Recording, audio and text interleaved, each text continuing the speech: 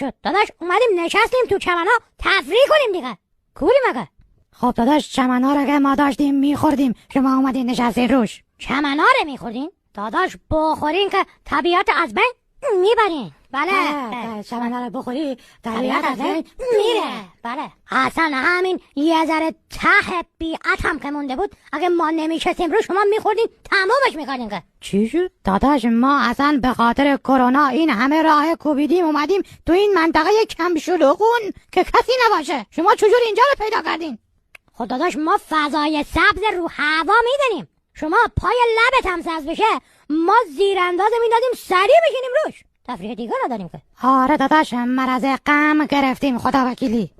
خب تفریح چه ربطی به مرض قند داره داداش؟ مرض غم داداش قند چیه؟ در میزنی مثل که 2 سال هیچ جا نرفتیم ها. خدا وکیلی افسرده شدیم. خب پس الان چرا آمدیم بیرون؟ خب داداش برای اینکه هم این منطقه کم شلوغون خلوته و هم این که دیگه هممون دیابیس گرفتیم.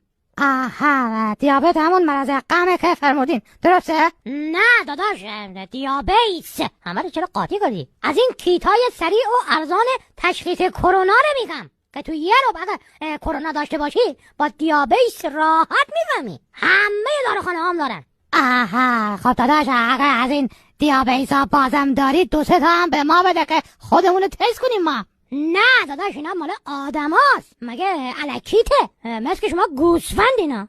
پس ما چیکار کنیم؟ پس شما چیز کن.